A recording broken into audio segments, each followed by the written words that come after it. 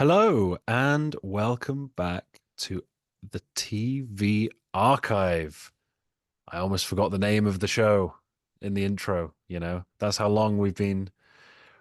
I hope you have been waiting as well for the fourth installment of this series. Took a long while, work has been ramping up for me. Also, just coincided with some of the more ridiculously long series that we'll be covering. Um, on this show. So hopefully that is going to be the longest break between episodes. Um, there was never a point where we were like, oh, we may as well not do it. We were always moving towards it. It was just taking a lot longer than we planned. If this is your first time watching, um, do go and watch the other episodes. We've started in 1990, and our plan is to go up to the present day, which by that time will probably be 2026. um, but alas, we are I like committed to your this optimism project. there, Tom. Yeah, yeah, it's saying that out loud. I was like, well, no, it's for 2028 probably, but um, but I'm joined as I always am by Andrew, my co-TV nerd. Together, we are going to be going through all these years and just exploring. For me, it's going to be a lot of exploring some new stuff. I think for these years, Andrew is doing a lot of reminiscing. Is that's fair to say? And Sounds I like think it, yeah. we'll both be doing a bit of both as we go forward. I think discovering new stuff and reminiscing on old favorites. So, 1992. How do you feel about this year as a whole? How does it compare to the 2 years we've done previously, if you can remember? Yeah, well, I feel like there's a lot of similar programs that I've been focusing in on, especially with this year and the one prior. So a lot of it comes down to just the quality of what those shows are offering. I think you'll find, from my perspective, it's some of the best stuff that some of these programs offer. So in terms of this lineup of shows, it might be at its peak before we kind of branch out into some more variety at later years. Yeah, I'm going to echo a lot of what you said. I think 91 was a year that I called strong but unspectacular in the sense that there were a lot of shows that I really quite liked, but not much that I was amazed by. And I think a couple of those shows really take a step up this year. But I think there is also less stuff that, well, not I think, there is definitely less stuff that I've seen in comparison to 91. Um, in fact, this would probably going to be the year where there's going to be the most missing shows in that section for me, because there's a lot I wanted to get to, and a lot of them were quite long running and just didn't have the time to hit up all of them. But for the future, definitely we'll consider it. So yeah, it's a big year for debuts this year, as all years seem to be in these early '90s years. A lot of stuff was sort of starting out at the same time. You had a lot of animated shows start this year. You had both Batman the animated series and X-Men the animated series, both of which very well regarded, well loved. You also had the animated Adams Family series started this year as well. Not very long running, but has its fans for sure. You had cult HBO comedy The Larry Sanders Show started this year. You had the Young Indiana Jones Chronicles as well, and the multiple Emmy Award winning cult classic Picket Fences as well. And then if you look across the pond to where I am from the UK, um, a couple of sort of very notable ones. Judy Dench's sitcom As Time Goes By, um, very well regarded, uh, sort of about two old flames reuniting later in life. Jennifer Saunders is absolutely fabulous as well. Started this year. That was very long running and has its own cult fan base. Men Behaving Badly, which by all means, from what I've heard, takes a good while to get good. So it wasn't exactly one I was rushing to get to for this video in particular, but has its fans. And perhaps most notably of all from the UK, the TV movie Ghost Watch, which, you know, has a very strong reputation for as this sort of like a fake supernatural kind of phenomenon. So yeah, I was interested to see that came out this year. For some reason, I thought it was older, but yeah, 1992, the year of Ghostwatch, and a lot of, like I said, for a lot of people, one of those shows, Larry Sanders Show, Batman the Animated Series, absolutely fabulous, might be your favorite show of the 90s. So there's a lot of sort of well-regarded stuff coming out. Even Picket Fences, has it was really a critic's darling, which we'll get to as well later.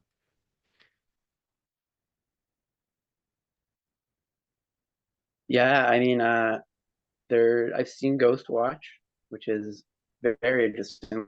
Pro, um, found footage, documentary type program, and some of the other ones you mentioned, made about shortly. Mm. Uh, should we get into the ratings? Yeah, go for it. Go for it. Yeah. So yeah, like for the second year of the row, we have Roseanne at the top of scripted programming. 32 million viewers. Again, would be unheard of today to get numbers like that on a network television. Mm. Um, and then on its tail, we have the Cohen Print, Murphy Brown, Murder She Wrote, Coach. So very much the same group as the year prior that seems to still be very popular. You have the Wonder Years and Cheers, which are winding down and still getting decent numbers as well. And yeah, that's about the have for what we have going on that year. Yeah, it's always interesting to get a gauge on what's popular because I think at times we kind of hone in on our tastes and our interests, but I think it's important to look at, you know, what the majority of people were watching, and things like Roseanne and Cheers, they were, pretty well loved at this time. Now to look at the Emmy winners for comedy series and drama series. Outstanding comedy series was Seinfeld in a bit of an upset. It beat out sort of a couple of the heavy hitters in the likes of Cheers and Murphy Brown, who'd won the previous 2 years. Seinfeld was a bit more edgy. It was a bit more alternative. It was still very popular, but it wasn't as sort of unanimous as something like Cheers, let's say. Um, so that's pretty cool that Seinfeld won the comedy series Emmy for its fourth season. And as I had sort of hinted to earlier, Picket Fences season one won the Outstanding Drama Series Emmy, um, which was enough to make me interested in the show, but I didn't get to it because, again, very, very long first season of long episodes. So, yeah, but I'm sure it's great.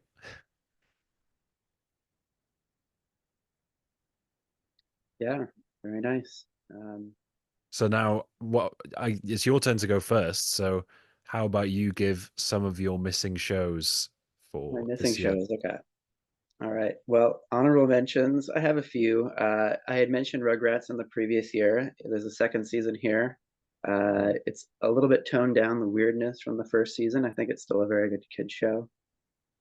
Fresh Prince of Bel-Air season three, still solid, more established at this point. A couple standout episodes, and a debut that I don't think you mentioned. Are You Afraid of the Dark? Which is a Canadian anthology horror show. Crossed over to the States eventually, kind of like the predecessor to Goosebumps. And that one just missed the cut for me. Yeah, I don't have any particular honorable mentions this time round, but I just wanted to note that the four shows that I wanted to point out as I sort of wish I'd have watched them kind of thing. If in an ideal world, if we had unlimited time, would have been the Larry Sanders Show, which is very acclaimed. Has some episodes that are very highly rated on IMDb. Has a very acclaimed finale, a great cast. But just didn't get around to it. Picket Fences, like I said, the Emmy winner for Outstanding Drama Series. X-Men the Animated Series is one I plan to get to eventually. And perhaps the one that I wanted to get to the most was the Young Indiana Jones Chronicles. And the only reason I didn't get to it was because I couldn't find anywhere to watch it. So um, there you have it. Those are the shows that I wish I'd have caught but didn't quite get to, which leads us into your list. Yeah, I realized I just gave you my honorable mentions as far as shows that I missed out on. Uh, the big one is probably Batman the Animated Series, which I know you spent a good amount of time running through. I'm sure I've seen the odd episode or so growing up, had some on tape, but it's a 65 episode season, so I don't think I have enough to grasp the full thing at this moment. Elsewhere, there's long running shows like Law and Order, Star Trek The Next Generation, that pretty popular ones that I never got around to that were still going at this time. Yeah, the next generation's a tough one because it started in the late 80s, I think Yeah, 87 or 88. yeah, And I did want to give it a go, but it just wasn't worth the groundwork, you know. I'm for gonna sure. watch it one day, but for this project, it wasn't worth it. With the Yeah. nature of our cutoffs and everything, yeah. It's probably the But most unfortunate one, yeah, for the cutoff. Yeah. I've heard interesting things about it. Like that kind of sci-fi is usually not my thing, but it seems like they have a lot of like standalone episodes that are really highly regarded too. So, Yeah, yeah. yeah. And like a lot of sort of moral dilemmas and philosophical themes and stuff like that. So yeah. Yeah, and as far as my actual list goes, I mentioned the ones that just missed the cut. My number five is a repeat of previous year. I have the second season of Home Improvement, reiterating a lot of what I said last time. I think the dynamic works pretty well with Tim Taylor when he has a young family, kind of the chaos of the boys mixed with Tim's shenanigans work really well here. Has maybe my favorite episode of the series with the first Halloween episode. You know, me and Halloween. It's a tradition that they would follow for much of the rest of the run. And I think if you check out just one episode of this kind of period of the show, maybe check out that first Halloween episode, see what you think, see if it's something that you'd like. Yeah, I mean it's the time to do it, isn't it? It's Yeah, absolutely. yeah. No, it's funny. I'd never heard of that show before. Now, like whenever I go on Disney Plus, it's like you might like Home Improvement. It's, oh, maybe I would. Was that also your number five in '91? I think it was, wasn't it? It might have been, yeah. Either Which four or is five. I can't remember which, yeah. which is funny because my number five was also my number five in '91 as well. It is Dinosaurs season three, which scores a 7.5 out of 10. That's right. The average scores are back. As I like to reiterate, it's not the be all end all. Some shows can be more or less than the sum of their parts, but I just use it as a kind of guide for my ranking and to give the listener slash viewer a good idea of, whereabouts it would rank. And it ranks just below season two for me, both in terms of the average rating and holistically. I think it's a slightly less consistent ride. But season three kind of proves that it can remain fresh in its ethos, the sort of fuzzy, family friendly show with that subtly satirical bite. Uh, Highlights of the season include the excellent Exorcist parody, Germ Warfare, which I believe Andrew made reference to before. Green Card, which really brilliantly highlights the sheer absurdity of the concept of racism. Like it, a lot of things when they tackle racism, they make it very sort of blackly serious. But through doing this in this like dinosaur metaphor of like the two-leggers and the four-leggers, it really highlights again just how stupid racism is. Like obviously it's bad, but it's highlighting just how dumb it is as well, which I think is kind of a stroke of genius in a way.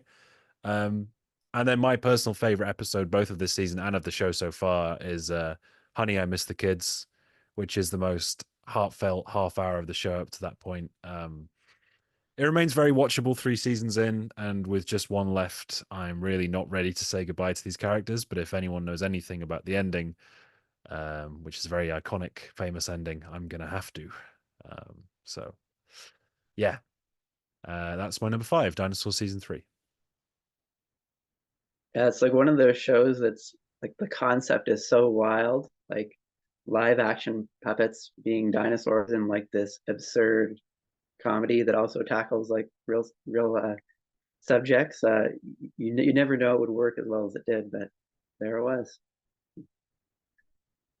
So my number four is actually one that you did allude to. That is the Larry Sanders Show, season one, which I watched specifically for this series. And this was a new watch for me, Wow, and one you I'd heard, kept that very quiet. yeah, one I'd heard good things about for quite a long time. It's basically a sitcom centered on a late night talk show host.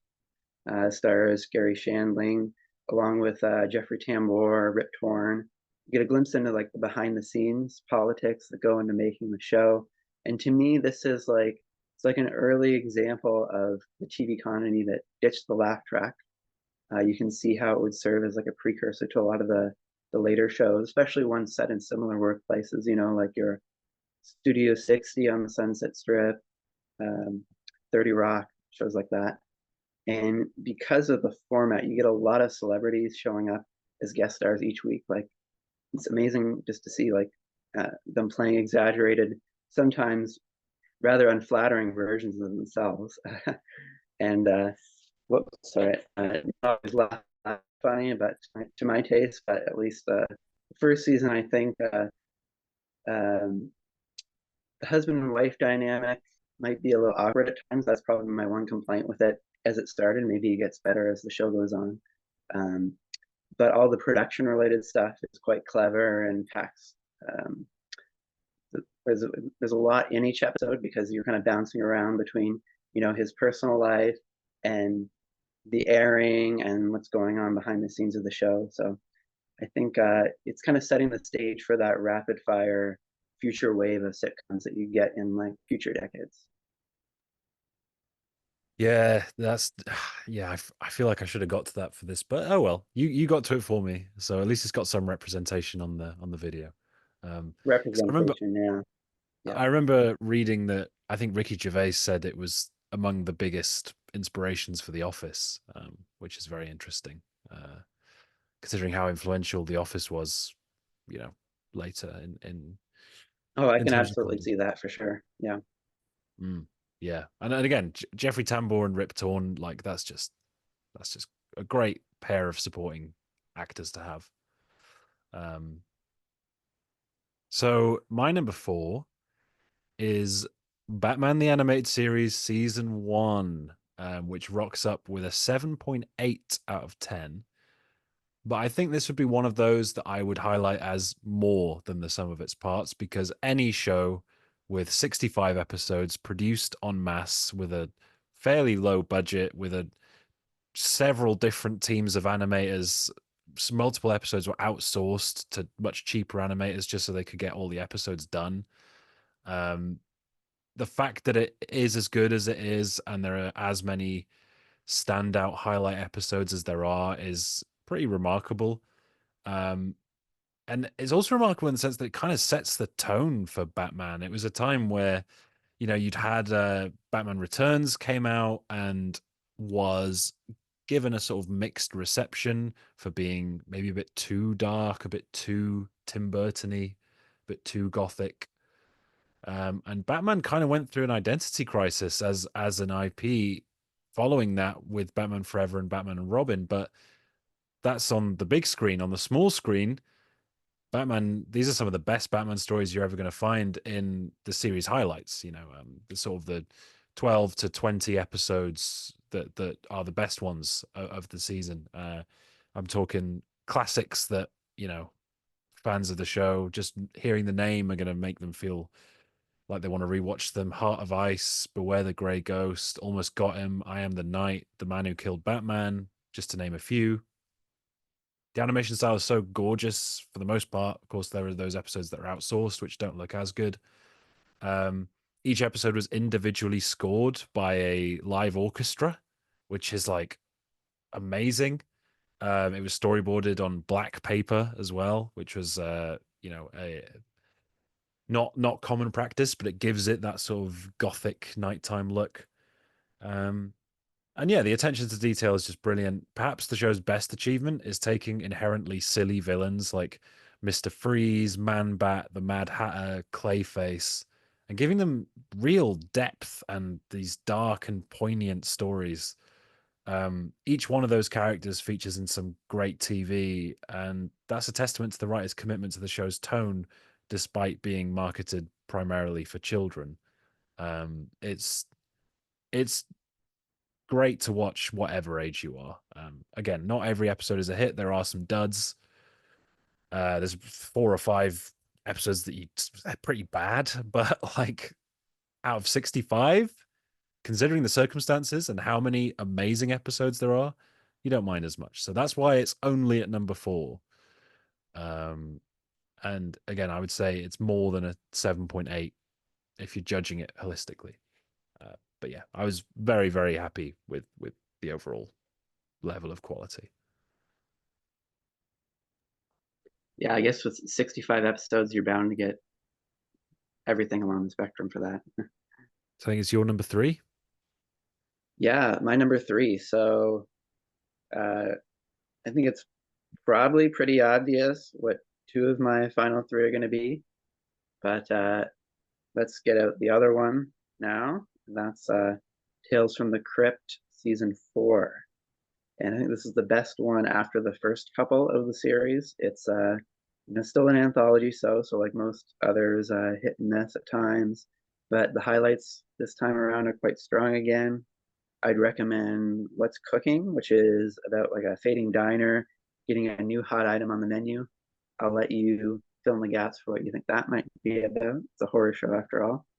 The New Arrival, that's a radio psychologist who winds up in this like really creepy situation. And then there's Split Personalities, another episode about a con artist looking to swindle these like wealthy twin sisters. And what's neat is like a lot of the series, there's some really big names showing up. Here, you have like Christopher Reeve, Joe Pesci, even Brad Pitt shows up at one point. So you're getting some big names popping up from episode to episode. So yeah, Tales from the Crypt season 4, probably maybe the second best season after 2, or maybe the third after 3. But it's the show kind of fades a bit for me after this point. But this is kind of like the last time I'd really recommend giving it a glimpse unless you're really into that kind of show. Very interesting. Yeah, I think we're gonna have quite boring lists this year because it's a lot of yeah, this show was good last year and it's better this year, and that also applies to my number 3 with a whopping 8.2 out of 10, which would have been enough for the win in 1991, but only gets it number 3 in 1992, and that is Bottom Series 2. Another great season of TV, even better than the first one. The chemistry between Rick Mayall and Adrian Edmondson on screen only seems to get better. Their run ins with one off characters seem to get more and more absurd as the show goes on. The speed of the rapid one liners and the ridiculous character names are so good. The Christmas episode is a classic, maybe a good starting point for someone wanting to get into the show. And seeing the depths that these characters, Richard and Eddie Hitler, seep to is great entertainment in itself. The first joke I think of the whole of series 2 is one of my favorites as well. So yeah, it's just a really solid, dependable sort of surrealist, you know, anarchy driven British comedy with a nice mix of slapstick and genuinely sort of smart humor as well. So it gets to number 3 on an 8.2 out of 10, and it's been one of my favorite discoveries through doing this so far. Very nice. So I have a suspicion we have the same top 2, just a question of which order. For me, it really wasn't a question of which 2 would be making the at the top this year. It was difficult not to put both at one, given their, I would say, probably my respective favorite seasons of each show. Uh, Ultimately, Seinfeld gets denied the top spot once again, but it's all praise in my books. Got a couple like the most beloved episodes of the series with ones like the contest and the outing. I love the Junior Mint episode too. There's an ongoing storyline this season where they're like pitching a pilot script that's like parodying the show. And I think they've really landed on a sweet spot here. All the characters have come into their own. The scripts are really tight. It's funnier than ever. Running through the show, this was the point in the series where it seemed like episode after episode was just kind of hitting all the marks, I think, of when I think of the show. My number two is also Seinfeld season four with an 8.3 out of 10. Another very nice score, but especially for a 23, 24 episode season, that's pretty good average. But yeah, just not quite enough this year. Again, very loaded at the top. You mentioned it. The contest and the outing get a lot of the attention for obvious reasons. But there's some other really great episodes here. I think the contest is my favorite of the season, but just behind it, you have the hilariously meta The Pitch, where the actual scene of the pitch is one of my favorite Seinfeld scenes. You have the densely packed script of the airport with Kramer's appearance out of the luggage chute again. One of my all-time favorite Seinfeld moments. How Elaine and Jerry don't even react when he like slides through. It's so good. And the hilarious sort of twist ending of the Chiva letters is amazing as well, featuring not one but two Twin Peaks actors playing husband and wife. So there must have been some kind of thing with Larry David and Jerry Seinfeld wanting them from Twin Peaks to come on, or a coincidence. Who knows? The kinetic energy between the four leads of the show is now in full flow. After a few years of finding their feet, Seinfeld's fourth season is the show's grand entry into sitcom greatness. They could have ended it here and still gone down in history, but luckily for us all, there were still 5 more seasons to come. 5 more seasons, which I have not yet seen, so I cannot say if this is my favorite. It's definitely my favorite so far. I know a lot of people also love season five and might put that as number one, so be interested to see which of the two ends up being my favorite. Tune in for 93 to find out. But yeah, Seinfeld season four, it's brilliant and it's unlucky that it's in such a strong year at the top. That's quite neat how you're able to kind of run through the series in order and kind of experience it for the first time that way for the most part. So I know for me, like I would have seen tons of random episodes on TV over the years, and Yeah, just kind of yeah, yeah, the most I'd seen was clips like the I'm out clip from the contest and a couple of the Philip Baker Hall monologue from the library. Just odd clips here and there, never a full episode. So yeah, it's been very fun. yeah. Well, I guess that leaves not too much suspense for both of our top picks, but the only thing that could hold Seinfeld back this year is the other one that's been holding it back in other years is The Simpsons season four. And like Seinfeld, they had a few years to develop into what's probably like the style that it's most remembered for these days. I think in this particular season of The Simpsons, there's a really impressive stretch of like about 10 episodes or so in the middle that feel almost like a greatest hits for the show to me. I mean, I think the big advantage of the season that it has is it's pushing the boundaries a little bit more, entirely breaking the idea of like this animated family sitcom that marked the show's beginnings. Um, there's like an increase in pop culture references for sure. The jokes come at more of a breakneck pace, but in many ways, it still feels like an absurd culmination of kind of their evolution as characters. Still mostly focused on the family rather than secondary characters getting center stage. And when you look at the season, most of the basic plots find them in relatively like normal situations for this show, anyways. With the writers still not afraid to go into sentiment at times. It's not always ironic yet. And whereas future seasons started to have a more experimental approach or plopping characters in like new surroundings, new jobs, this one doesn't do that as much. There's a glaring exception to that with Marge versus the Monorail, but that's kind of like the episode that probably led to where the show is going in future seasons. Whereas I feel like most of the season, it's still kind of doing a bit more what season three was doing, kind of having that balance. And I don't think the show was ever more funny than it was here. So many memorable gags. I think instantly back to whenever I'm reminded of an episode. My personal favorites include like Lisa's first word, Marge versus the Monorail, Duffless, Last Exit to Springfield, Trios of Horror 3, I'm sure I could pick out a favorite joke from each of those, and a lot of people would know what I'm talking about. So yeah, it's just pretty much classic Simpsons to me in a nutshell this year. Yeah, it's also my number one. Simpsons season 4 with an 8.5 out of 10. Very, very good average there. Not quite at the Twin Peaks season 1 level, which is still the benchmark to hit.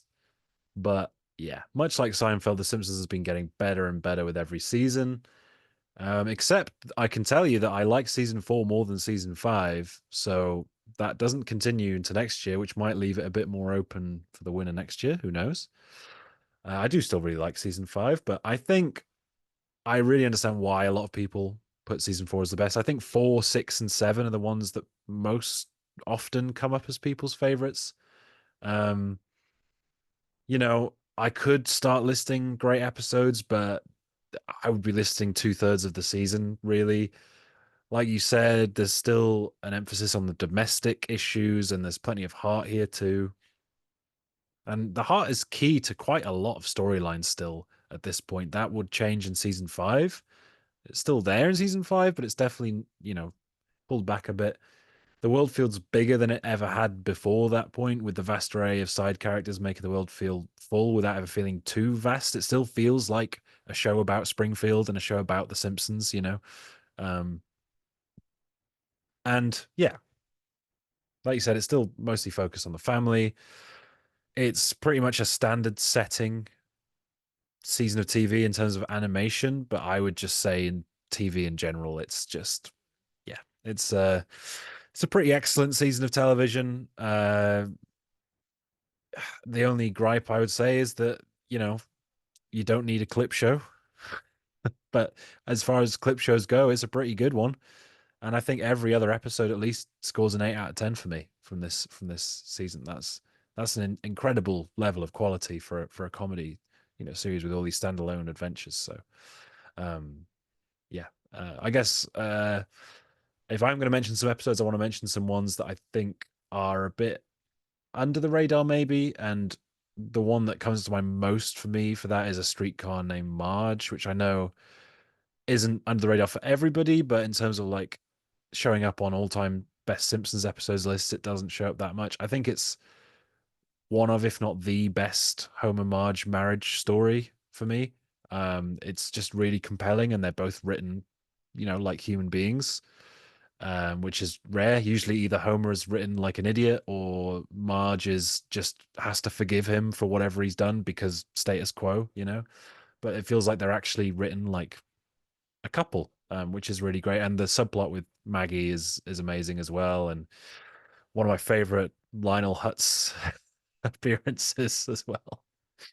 And the ending song, like completely misunderstanding Streetcar Named Desire, and Homer being the only one who understands that it's supposed to be sad. It's a masterpiece of an episode, and I think deserves a bit more credit. So that's the one episode that I'm gonna talk to death about from this season. Yeah, I love that you shut up that one. That's a great episode, and what again, even one that I don't think about that often, but when you mention all the things that it has, I mean, yeah, it's a really good one, underrated. So what's your episode of the year? So I snubbed Seinfeld for season, but I'm going to give it the win here for episode with context.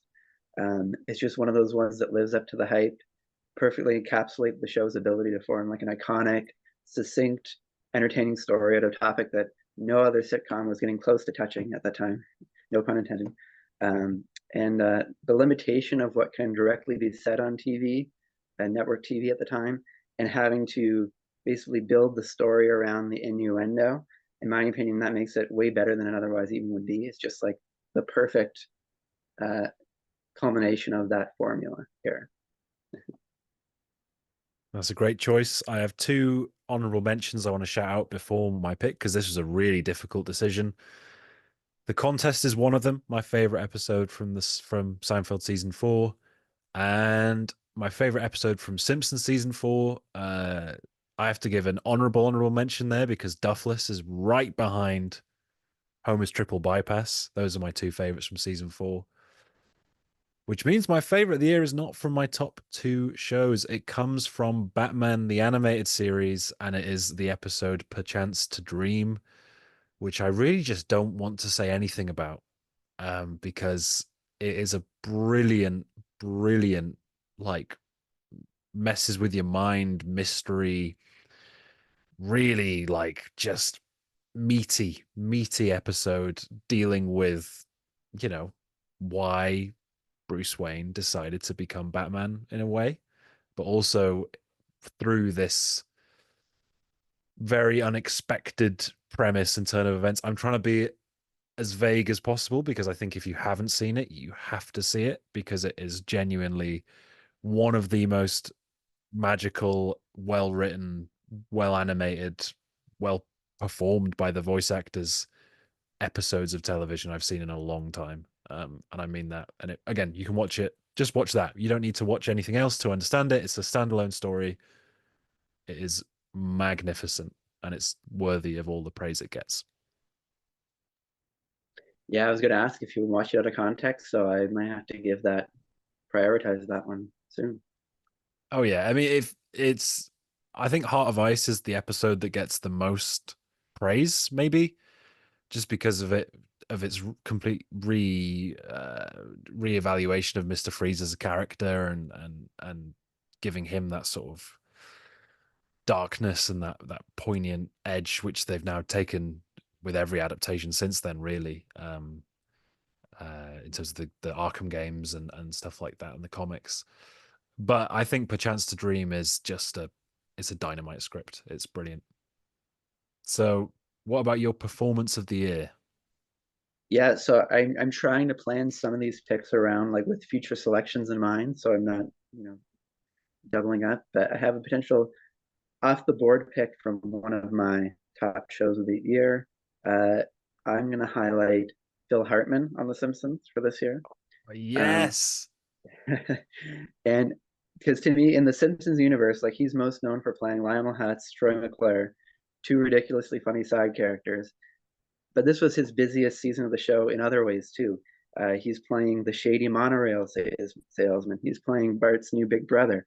I find it really amusing that he's pretty much keeps the same voice for all of them, but there's a different personality that comes through somehow in all these different roles, and it's definitely his the biggest impact he had on the show. He appears in like almost half the season. Usually he'd only guest for like two or three, so um, I feel like this is the year you're going to talk about Phil Hartman's contributions to the show, and yeah, he's my pick for performance of the year. I also play Mitch. It's just Yeah, amazing. there you Yeah.